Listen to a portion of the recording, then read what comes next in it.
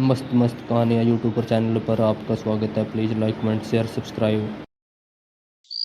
काव्या आज स्कूल नहीं आई, लेकिन स्कूल में किसी की निगाहें उसे बेसब्री से तलाश कर रही थी। दिन भर चंदन का पढ़ाई में मन नहीं लग रहा था। स्कूल की छुट्टी होते ही चंदन काव्या को फोन करता है, लेकिन काव्या फोन नहीं उठाती है। फोन उठाओ काव्या, कहाँ हो तुम? कहीं काव्या की तबीयत तो खराब नहीं हो गई? चंदन काव्या के घर जाता है। नमस्ते आंटी। चंदन बेटा, आओ आओ। काव्या घर पर है क्या? काव्या तो घर पर ही है। आज सुबह से अपने कमरे से बाहर नहीं निकली। कह रही है कि उसके सर में तेज दर्द है। ओह आंटी, 10वीं की परीक्षा के डेट्स आ गए हैं। मैंने सोचा कि काव्या को बता दूं। हाँ हाँ, तुम काव्या के कमरे में चले जाओ। चंदन काव्या के कमरे में जाता है। काव्या, आज तुम स्कूल क्यों नहीं आई? तुम जवाब क्यों नहीं दे रही हो? क्या बात है, सब ठीक तो है ना? काव्या जोर जोर से रोने लगती है। क्या बात है काव्या, तुम क्यों रो रही हो? चंदन, मैं मर जाना चाहती हूँ, मैं जीना नहीं चाहती। ये तुम कैसी बातें कर रही हो काव्या? क्या बात हो गई है, मुझे बताओ। चंदन, तुम किसी से कुछ कहोगे तो नहीं ना? नहीं, मैं किसी से कुछ नहीं कहूंगा। चंदन, मैं प्रेग्नेंट हूँ। अब तुम ही बताओ, ऐसे में मैं क्या करूँ? मेरे पास बढ़ने के अलावा और कोई रास्ता नहीं है। क्या? लेकिन कौन है वो? तुम उसे बताती क्यों नहीं? वो कोई रास्ता जरूर निकालेगा। चंदन, वो कोई रास्ता नहीं निकालेगा। लेकिन क्यों? आखिर वो है कौन जो तुम्हें इस हाल में अकेला छोड़कर चला गया है? मेरी ट्यूशन टीचर अजय। क्या वो तुम्हारे ट्यूशन टीचर अजय तुम्हारी इस हालत के जिम्मेदार हैं? हाँ चंदन, न जाने कब मैं अजय सर से प्यार कर बैठी, मुझे पता ही नहीं चला। कभी कभी घर में जब मम्मी पापा नहीं होते थे तो हम दोनों एक दूसरे के करीब आ गए, और अब मैं प्रेग्नेंट हूँ। लेकिन वो है कहाँ?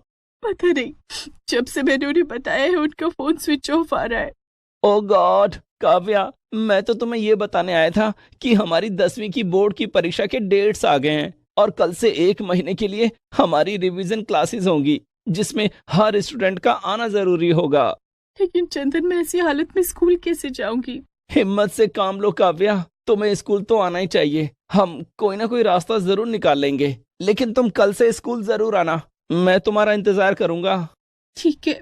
चंदन अपने घर चला जाता है। दूसरे दिन काव्या स्कूल जाती है, लेकिन पढ़ाई में उसका मन नहीं लग रहा था। काव्या, तुम्हारा ध्यान किधर है? खिड़की के बाहर क्या देख रही हो? कुछ नहीं मैम। अभी मैंने क्या पढ़ा है? मैम, वो देखो काव्या, अगर पढ़ाई में मन नहीं लग रहा है तो स्कूल मत आया करो। सॉरी मैम, मैं पढ़ाई पर ध्यान दूंगी। टीचर फिर बच्चों को पढ़ाने लगती है।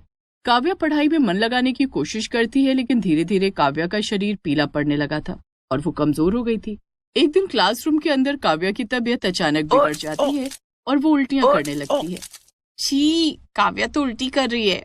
क्लास टीचर काव्या को बाथरूम लेकर जाती है, जहां काव्या बहुत सारी उल्टी करती है। टीचर प्रिंसिपल मैडम को इसकी सूचना देती है, जिसके बाद दोनों काव्या को डॉक्टर के पास ले जाती हैं।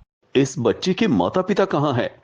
डॉक्टर साहब, हमने इसके माता पिता को इन्फॉर्म कर दिया है, वो आते होंगे। लेकिन क्या बात है डॉक्टर साहब, काव्या को हुआ क्या है? काव्या माँ बनने वाली है। क्या? छी छी छी छी छी, इस उम्र में ये सब? मैं बहुत दिनों से देख रही थी काव्या का पढ़ने लिखने में मन नहीं लग रहा था। पता नहीं वो कौन है। अगर स्कूल का हुआ तो दोनों को स्कूल से निकाल दूंगी। थोड़ी देर में काव्या के माता पिता आ जाते हैं। डॉक्टर उन्हें सारी बात बताती है। ये सुनते ही काव्या के माता पिता के पैरों तले जमीन खिसक जाती है। हे भगवान, अब हम किसी को मुंह दिखाने लायक नहीं रहे। आरती, अपने आप को संभालो। इस समय काव्या को हमारी सबसे ज्यादा जरूरत है। काव्या के माता पिता उसे लेकर घर आ जाते हैं। घर में काव्या से पूछताछ शुरू हो जाती है। काव्या, हमने तुझे स्कूल पढ़ने के लिए भेजा था या ये सब करने के लिए? काव्या रोने लगती है। आरती, मुझे काव्या से बात करने दो। काव्या बेटी, डरो मत। हमें बताओ कि तुम्हारे साथ क्या हुआ है। हम तुम्हें इस समस्या से बाहर निकालेंगे। काव्या ने डरते डरते सारी बात बताई। मैं तो पहले ही कहती थी कि ट्यूशन पढ़ाने के लिए किसी लेडी टीचर को रख लेते हैं, लेकिन आपको ही उस अजय पर बहुत भरोसा था ना। अब देख लीजिए भरोसे का नतीजा। उस अजय को तो मैं कहीं ना कहीं से ढूंढ निकालूंगा, लेकिन अभी हम क्या करें? अगर काव्या का अबॉर्शन कराते हैं तो 1 महीने के बाद इसकी बोर्ड की परीक्षाएं शुरू हो रही हैं, उस पर बुरा असर पड़ेगा। और अगर हम अबॉर्शन नहीं कराते हैं तो 2 महीने के बाद अबॉर्शन कराना काव्या के लिए खतरनाक साबित हो सकता है। मुझे तो कुछ समझ नहीं आ रहा है। मेरे ख्याल से काव्या का अबॉर्शन करा देना चाहिए। 10वीं की परीक्षा अगले साल दे देगी। आप ठीक कह रहे हैं। नहीं पापा, मैं 10वीं की परीक्षा इसी साल देना चाहती हूँ। हाँ, हमारी नाक कटवा दे। परीक्षा देने के बाद बिन ब्याही माँ बन जाना, ताकि हम कहीं मुंह दिखाने के लायक न रहें। आरती, हमें काव्या को थोड़ा वक्त देना चाहिए। दूसरे दिन काव्या स्कूल जाती है। काव्या को देखकर क्लास की सभी लड़कियां उसका मजाक उड़ाने लगती हैं। देख देख, वो प्रेग्नेंट स्कूल स्टूडेंट आ रही है। इसका पढ़ाई में मन नहीं लगता था, इसे स्कूल किसने आने दिया? काव्या को देखते ही उसकी क्लास टीचर गुस्से से लाल हो जाती है। काव्या, तुम्हें स्कूल आने में शर्म नहीं आई? प्रिंसिपल मैडम से कहकर अभी तुम्हें स्कूल से निकलवाती हूँ। नहीं मैम, प्लीज मुझे स्कूल से मत निकलवाइए। मेरी 10वीं की बोर्ड परीक्षा होने वाली है। अपना मुंह काला करने से पहले नहीं सोचा था कि तुम्हारी परीक्षाएं आने वाली हैं? टीचर काव्या को लेकर प्रिंसिपल के पास जाती है। देखो काव्या, हमें तुम्हें स्कूल से बाहर निकालना ही पड़ेगा, नहीं तो दूसरी छात्राओं पर क्या असर पड़ेगा। हमारे स्कूल का नाम भी खराब होगा। दूसरी छात्राओं के माता पिता के कंप्लेंट्स भी आने लगे हैं। लेकिन मैम, बस 1 महीने की बात है। मेरी परीक्षाएं हो जाए, उसके बाद मैं खुद ही स्कूल छोड़ दूंगी। ठीक है, मैं तुम्हें 1 महीने का वक्त देती हूँ। प्रिंसिपल को किसी तरह से मनाकर काव्या क्लासरूम में आ जाती है, लेकिन काव्या की यह हालत चंदन से नहीं देखी जा रही थी। स्कूल की छुट्टी के बाद, काव्या, परीक्षा के बाद तुम क्या करोगी? मैं इस बच्चे को जन्म देना चाहती हूँ चंदन। लेकिन क्या समाज इस बच्चे को स्वीकारेगा? वो मुझे नहीं पता, लेकिन मैं इतना जानती हूँ कि जो भी हुआ उसमें इस बच्चे की कोई गलती नहीं है, इसलिए इसे मारकर मैं इसे सजा नहीं दूंगी। काव्या, अगर तुम बुरा ना मानो तो एक बात कहूँ। हाँ बोलो चंदन, क्या बात है? मैं तुमसे शादी करना चाहता हूँ और इस बच्चे को अपना नाम देना चाहता हूँ। क्या? ये जानते हुए भी कि ये किसी और का बच्चा है? काव्या, मैं बहुत दिनों से तुमसे कहना चाहता था, मैं तुमसे बहुत प्यार करता हूँ। लेकिन क्या हमारे घर वाले इस रिश्ते के लिए राजी होंगे? थोड़ा मुश्किल तो है, लेकिन नामुमकिन नहीं है। मैं मेरे मम्मी पापा से बात करूंगा। मुझे पूरा यकीन है कि वो हमारी शादी के लिए मान जाएंगे। अगर ऐसा हो सकता है तो बहुत अच्छा होगा। दोनों अपने अपने घर चले जाते हैं। घर जाकर चंदन अपने माता पिता को सारी बात बताता है। माँ, काव्या बहुत अच्छी लड़की है। मैं उससे बहुत प्यार करता हूँ। मैं नहीं चाहता कि एक गलत इंसान की वजह से उसकी सारी जिंदगी बर्बाद हो जाए। चंदन बेटे, मैं ये जानकर बहुत खुश हूँ कि तुम लड़कियों की इतनी रिस्पेक्ट करते हो। चंदन, तुम्हारे इस कदम से काव्या और उसके बच्चे दोनों को एक नई जिंदगी मिल जाएगी।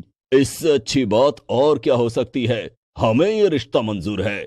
चंदन के माता पिता उसी शाम चंदन का रिश्ता लेकर काव्या के घर जाते हैं। काव्या के माता पिता को जब इस बात का पता चलता है तो वे बहुत खुश हो जाते हैं। भाई साहब, आपने तो हमारी सारी मुसीबतें खत्म कर दी। हम चाहते हैं कि परीक्षा से पहले चंदन और काव्या की शादी हो जाए, ताकि काव्या निश्चिंत होकर परीक्षा दे सके। आप ठीक कह रही हैं बहन जी। दोनों परिवारों की सहमति से दूसरे दिन चंदन और काव्या की मंदिर में शादी करा दी जाती है, जिसके बाद काव्या अपने ससुराल आ जाती है। अब काव्या बेफिक्र होकर स्कूल जाने लगी और अपनी पढ़ाई करने लगी। चंदन और काव्या दोनों साथ बैठकर पढ़ाई करते। कुछ दिनों के बाद बोर्ड की परीक्षाएं शुरू हो जाती हैं। दोनों साथ साथ परीक्षा देने जाते हैं। चंदन, तुम्हारी वजह से मेरी परीक्षाएं बहुत अच्छी गई हैं। देखना, तुम्हारा रिजल्ट भी बहुत अच्छा होगा। तुम पूरे स्टेट में टॉप करोगी। चंदन की बात सच साबित होती है। 2 महीने के बाद परीक्षा का रिजल्ट आता है। चंदन, मेरे 98% मार्क्स आए हैं। मैंने कहा था ना कि तुम पूरे स्टेट में टॉप करोगी।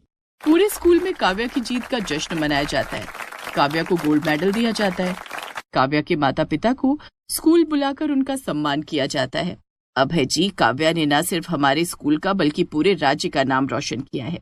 ये सब चंदन की वजह से हो सका है मैम। अगर चंदन ने सही समय पर हमारी काव्या का हाथ न थामा होता तो ना जाने हमारी बेटी और हमारा क्या होता। हाँ मैम, मेरी जीत के असली हकदार मेरे पति चंदन ही है। काव्या चंदन को गले से लगा लेती है और अपना गोल्ड मेडल चंदन के गले में पहना देती है।